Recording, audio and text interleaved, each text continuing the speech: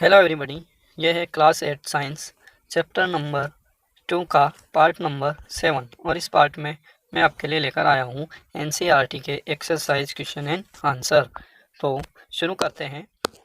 Fill in the blanks. First question है हमारा fill in the blanks. Micro organisms can be seen with the help of है। आपको पता है micro organisms बहुत टाइनी होते हैं, बहुत सूक्ष्म होते हैं, तो हम उनको एक सूक्ष्म दर्शक की सहायता से ही देख सकते हैं।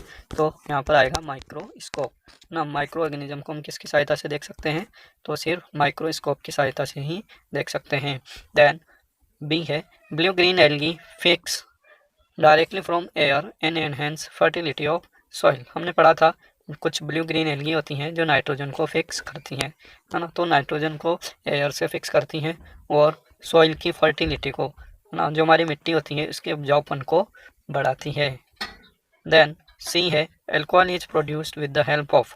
हमारा एल्कोहल होता है, वाइन होता है, इथेनॉल होता है। यह किसकी सहायता से प्रोड्यूस किया जाता है?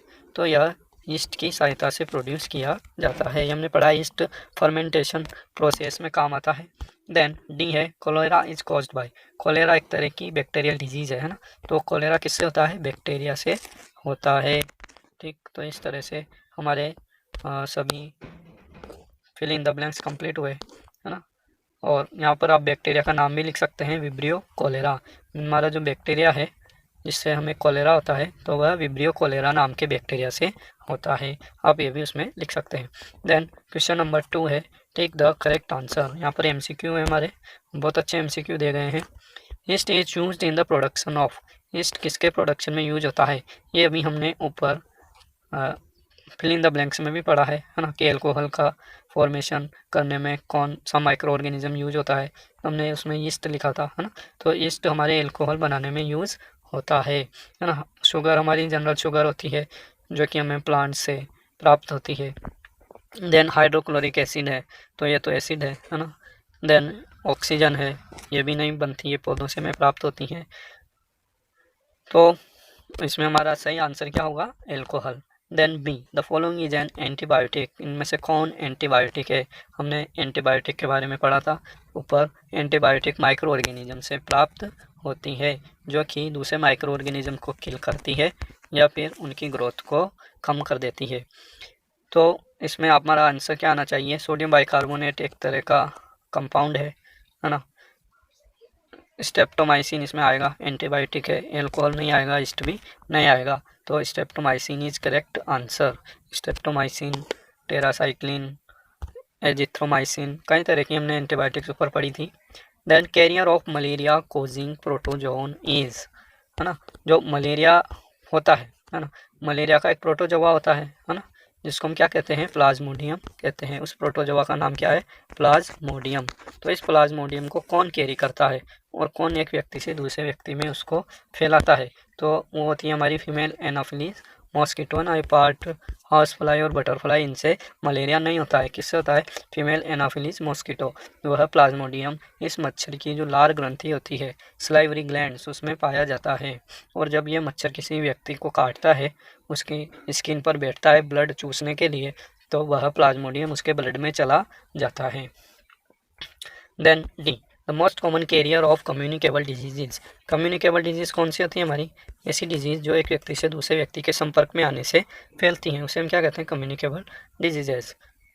और वह हमारी कम्युनिकेबल डिजीज़ को फैलाने वाला, उसका जो मोस्ट इम्पोर्टेंट या मोस्ट कॉमन कैरियर है वो कौन है? तो हमें पता है कि सबसे जो खतरनाक चीज़ है यहाँ पर वह हाउस फ्लाई है।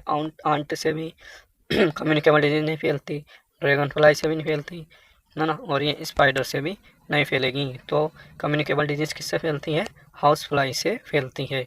द ब्रेड और idli dough rises because of.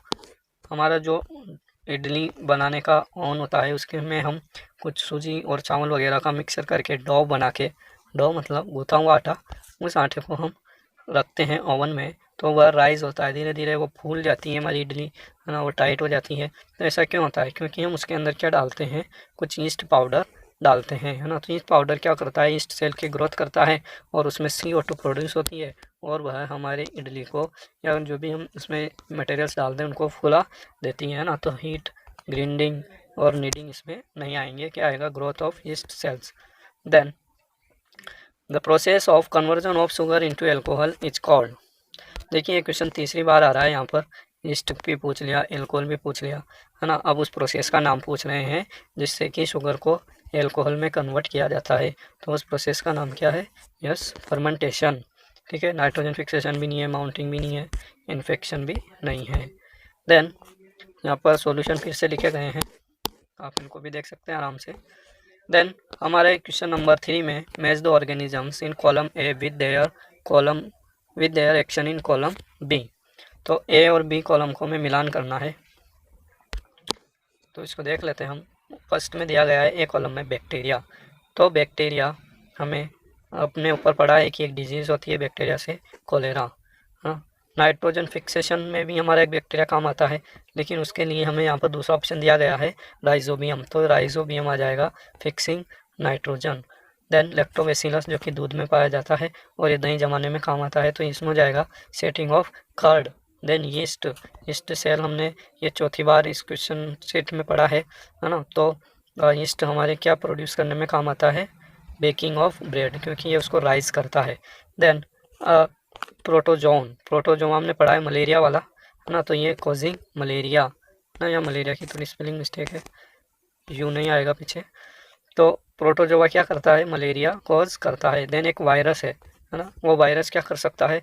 Virus ads cause कर सकता है। एड्स एक खतरनाक बीमारी है जो हमारा इम्यून सिस्टम होता है शरीर का, इम्यून सिस्टम मतलब प्रतिरक्षा तंत्र बॉडी का, ये उसको ख़त्म कर देता है, डिस्ट्रॉय कर देता है। और इस वायरस का नाम होता है HIV वायरस। हाँ, आपने बहुत सुना होगा इसके बारे में, HIV वायरस, तो आप इसको भी ध्यान में रखें। क्वेश्चन आंसर करना ही हमारा मकसद नहीं होना चाहिए, हमें उससे रिलेटेड और भी जो नॉलेज हमें मिल सकती है उसको भी ग्रहण करना चाहिए। Then question number 4, can micro organisms be seen with naked eyes? क्या माइक्रो ऑर्गेनिजम्स को हम नेक्ड आईज से देख सकते हैं? If not how can they be seen? यदि नहीं तो हम उन्हें कैसे देख पाएंगे? नेक्ड आइज में नंगी आँखें या बिना किसी माइक्रोस्कोप या किसी भी चीज़ के हम उनको देख सकते हैं क्या? नहीं देख सकते ना। तो हम सॉल्यूशन क्या लिखेंगे? Micro organisms can not be seen by naked eyes because they are very small, है ना। हम उनको नहीं देख सकते नेक्ड आइज से क्योंकि वे बहुत छोटे होते हैं। They can be seen by using microscope, और हम उनको कैसे देख सकते हैं? माइक्रो ऑर्गेनिज्म से माइक्रोस्कोप की सहायता से, सूक्ष्मदर्शी की सहायता से आसानी से देख सकते हैं। तो बहुत अच्छा छोटा सा इसका क्वेश्चन है, आंसर है, और ये एक इम्पोर्टेंट क्वेश्चन भी है एग्जाम की व्यू से। Then question number 5, what are the major group of micro organisms? हमने कई तरह के माइक्रो ऑर्गेनिजम्स चैप्टर में पढ़े हैं, तो उनके मेजर ग्रुप्स क्या क्या हैं, हम उनको किस तरह से ग्रुप्स में डिवाइड कर सकते हैं? तो major groups of micro organisms are as follows. तो हमारे पास टोटल 5 ग्रुप्स होते हैं, bacteria, fungi, protozoans, algae and virus. इस तरह से हम उनको 5 ग्रुप्स में डिवाइड करेंगे, ठीक है। Then question number 6, name the micro organisms which can fix atmospheric nitrogen in the soil. आपको कुछ माइक्रो ऑर्गेनिजम्स के नाम बताने हैं जो वायुमंडल में उपस्थित एटमॉस्फेरिक नाइट्रोजन को फिक्स कर पाते हैं या फिक्स कर सकते हैं। तो हमने बहुत अच्छा एग्जांपल पढ़ा है राइजोबियम, जो कि लेग्यूमिनस प्लांट्स जो होते हैं हमारे लेग्यूम्स, उनकी रूट नोड्यूल्स में रहते हैं। कहाँ रहते हैं ये? रूट नोड्यूल्स में, जड़ों में जो कुछ गांठें होती हैं, ग्रंथियाँ होती हैं, उनके अंदर यह पाए जाते हैं, है ना। और ये नाइट्रोजन का फिक्स करते हैं, और इस तरह के जो रिलेशनशिप होता है हम उसे कहते हैं सिम्बायोटिक रिलेशनशिप, सहजीविता। Then question number 7, write 10 lines on the usefulness of micro organisms in our lives. तो आपको यहाँ पर कुछ लाइन्स लिखनी है माइक्रो ऑर्गेनिजम्स की यूजफुलनेस पर, है ना। तो हम यहाँ पर कुछ पॉइंट्स में उसको लिख सकते हैं, जैसे कि फर्स्ट है, they are helpful in cleaning up of the environment. Micro organism जो होते हैं वह एनवायरनमेंट को, पर्यावरण को साफ करने में, स्वच्छ करने में हेल्पफुल होते हैं, हमारे मददगार होते हैं। For example, the organic wastage, vegetable peels, remains of animals, fishes etc are broken down into harmless and usable substances by bacteria. तो जो हमारे ऑर्गेनिक वेस्ट होते हैं, जो भी जैविक कचरा होता है जिसमें हमारी सब्जियों के छिलके आते हैं, एनिमल्स की डेड बॉडीज आती हैं, उनके एक्सक्रीटरी मटेरियल्स आते हैं, फिकल मटेरियल आते हैं, है ना, फीसेज आती हैं, इन सबको कौन डिकम्पोज करता है? तो वे माइक्रो ऑर्गेनिज्म करते हैं और उनको हार्मलेस और यूजेबल सब्सटेंसेज में बदल देते हैं, वे उनको खाद में, मेन्योर में बदल देते हैं। ठीक है, तो ये पॉइंट आपको अच्छे से समझना है और लिखना है। The bacterium lactobacillus promotes the formation of curd. इसी के साथ एक बैक्टीरिया है हमारा लैक्टोबैसिलस, जो कि हमें दही को जमाने में हेल्प करता है ना। दही हमारे बहुत सी चीज़ों में बहुत काम आता है और हेल्थ के लिए भी अच्छा होता है, लेकिन इसमें एक बैक्टीरिया होता है lactobacillus. The bacteria are also involve in the making of cheese. साथ में बैक्टीरिया पनीर वगैरह बनाने में भी हमारी हेल्प करते हैं। इसके अलावा pickles and many other food items, और दूसरे फूड आइटम बनाने में भी हमारी हेल्प करते हैं। तो आप लिख सकते हैं कि बैक्टीरिया चीज़, पिकल्स और दूसरे फूड आइटम बनाने में हमारी हेल्प करते हैं।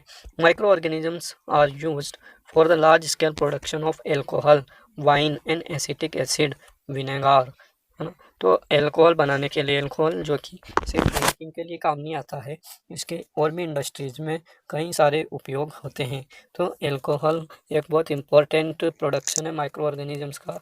इसमें स्पेशली यीस्ट सेल का हम यूज करते हैं एल्कोहल प्रोड्यूस करने में, है ना। तो एल्कोहल से ही वाइन बनती है, शराब बनती है, और एसिटिक एसिड बनता है। एसिटिक एसिड हमारा विनेगार होता है, जिसे हम सिरका कहते हैं, और ये जैम जेली जाते हैं टोमेटो सॉस वगैरह में, पिकल्स, अचार वगैरह में डाला जाता है ताकि वह ख़राब ना होए।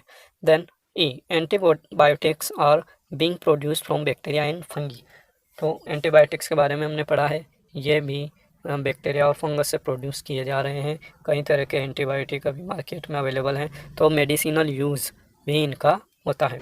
Then micro organisms are helpful in producing vaccine against disease causing agents. Micro organisms जो होते हैं वह दूसरे डिजीज कॉजिंग एजेंट्स के लिए वैक्सीन, टीके, वैक्सीन हमने पढ़ा है, वैक्सीनेशन, टीके बनाने में उपयोग होते हैं। उन्हीं माइक्रो ऑर्गेनिज्म से हम वैक्सीन बनाते हैं जिनसे वह बीमारी होती है, लेकिन वे एक कमज़ोर या डेड अवस्था में हमारी वैक्सीन में प्रेजेंट होते हैं। जी, some bacteria are able to fix nitrogen from the atmosphere to enrich soil with nitrogen and increase its fertility. कुछ बैक्टीरिया नाइट्रोजन को फिक्स कर पाते हैं, हमारी जो एटमॉस्फेयर होती है, वायुमंडल, उसमें से नाइट्रोजन को फिक्स कर पाते हैं और सॉइल को एनरिच करते हैं, सॉइल की फर्टिलिटी को बढ़ाते हैं, उसकी उपजाऊपन को और उर्वरता को वे बढ़ा देते हैं, क्योंकि वे उसमें नाइट्रोजन के कंपाउंड को फिक्स करके मिला देते हैं और पौधे उनको ग्रहण करके अच्छे से अपनी ग्रोथ कर पाते हैं। Then question number 8, write a short paragraph on the harmful effect of micro organisms. यहाँ पर हमने ऊपर कुछ बेनिफिशियल प्रभाव पढ़े माइक्रो ऑर्गेनिजम्स, कहाँ कहाँ हमारे लिए हेल्पफुल हैं वो पढ़े। अब यहाँ पर हम देखने वाले हैं हार्मफुल इफेक्ट। माइक्रो ऑर्गेनिजम्स हमारे लिए हानिकारक भी होते हैं, तो माइक्रो ऑर्गेनिजम्स के कहाँ क्या क्या हार्मफुल इफेक्ट है उनको हमें एक पैराग्राफ के रूप में लिखना है। So here is answer. Micro organisms causes disease in plants and animals. Micro organism plants में और एनिमल दोनों में डिजीज उत्पन्न करते हैं। Example, cholera in humans is caused by bacteria called vibrio cholera. हाँ, हमारे ह्यूमंस में एक डिजीज़ होती है कोलेरा, जिसे हैजा भी कहते हैं, और ये बहुत खतरनाक बीमारी होती है, और यह विब्रियो कोलेरा नाम के बैक्टीरिया से होती है। In animals virus causes foot and mouth disease. और एनिमल्स के अंदर जो हमारे हाउस होल्ड एनिमल्स होते हैं या पालतू जानवर होते हैं एनिमल हस्बेंड्री में, कैटल्स वगैरह होते हैं, उनमें यह फूट एंड माउथ डिजीज़ कॉज करते हैं। खुर पका, मुंह पका रोग उनमें होता है, और वह बैक्टीरिया के कारण, वायरस के कारण होता है। Then micro organism spoil the food by decomposing the food material. वही माइक्रो ऑर्गेनिजम्स होते हैं जो फूड को डिकम्पोज कर देते हैं, फूड को ख़राब कर देते हैं, जिससे फूड पॉइजनिंग भी हो जाती है। Some micro organism spoil leather and clothes. कुछ माइक्रो ऑर्गेनिज्म हमारे लेदर के जो आर्टिकल्स होते हैं, जूते होते हैं, बेल्ट होते हैं, बैग वगैरह होते हैं, पर्स होते हैं, उनको ख़राब कर देते हैं, क्योंकि ये एक ऑर्गेनिक मटेरियल है ना, जैविक पदार्थों से बनता है हमारा चमड़ा। तो बैक्टीरिया उन पर इन्फेक्ट करते हैं, बैक्टीरिया और फंगस उनको ख़राब कर देते हैं। Micro organisms are responsible for food poisoning. और एक बहुत खतरनाक पेट की बीमारी हो सकती है फूड पॉइजनिंग, वह भी कुछ विशेष बैक्टीरिया और वायरस के कारण हो सकती है। तो ये हमारे हार्मफुल इफेक्ट। हमारा नेक्स्ट 9th नंबर का और लास्ट क्वेश्चन है, व्हाट आर एंटीबायोटिक्स, एंटीबायोटिक्स क्या होती हैं, प्रतिजैविक क्या होती हैं। What precaution must be taken while taking antibiotics, और एंटीबायोटिक्स को लेने से पहले हमें क्या क्या प्रिकॉशन सावधानियां बरतनी चाहिए, उसके बारे में हमें आंसर लिखना है। Chemical agents that kill or stop the growth of disease causing micro organisms are called antibiotics, है ना। ऐसे केमिकल एजेंट, है ना, जो क्या करते हैं, डिजीज कॉजिंग माइक्रो ऑर्गेनिजम्स, बीमारी उत्पन्न करने वाले जीवाणुओं को या सूक्ष्म जीवों को मार देते हैं या उनकी ग्रोथ को रोक देते हैं, है ना, या तो उनको ग्रोथ को रोक देंगे या फिर उनको किल कर देंगे। ऐसे केमिकल एजेंट क्या कहलाते हैं, एंटीबायोटिक्स कहलाते हैं। और एंटीबायोटिक्स का किससे प्राप्त किए जाते हैं, ये भी माइक्रो ऑर्गेनिज्म से ही प्राप्त किए जाते हैं। Antibiotic should be taken only on the advice of a qualified doctor, antibiotics को हमें एक अच्छे क्वालिफाइड डॉक्टर की एडवाइस पर ही लेने चाहिए। हर किसी के कहने पर कुछ भी एंटीबायोटिक्स नहीं ले लेनी चाहिए। Also one most complete the course prescribed by the doctor, और जो कोर्स उसने लिखा है डॉक्टर ने, उसको हमें कंप्लीट करना चाहिए। यदि उसने 5 दिन की हमें डोज दी है लेने के लिए तो 5 दिन तक लेनी है, यदि 15 दिन तक की लिखी है तो 15 दिन तक लेनी है। इस तरह से हमें कोर्स कंप्लीट करना है, चाहे हमें बीमारी के सिम्टम्स नहीं दिखाई दे रहे हों फिर भी। ठीक है, तो ये हमारा एक्सरसाइज कंप्लीट होता है। आपको ये पार्ट, ये वीडियो कैसा लगा आप कमेंट करके बताएं, और आपने चैनल सब्सक्राइब नहीं किया है तो अभी तुरंत जल्दी से इसको सब्सक्राइब कर लें, ताकि आने वाले वीडियो की आपको जल्दी से नोटिफिकेशन मिल जाए। Okay, thank you.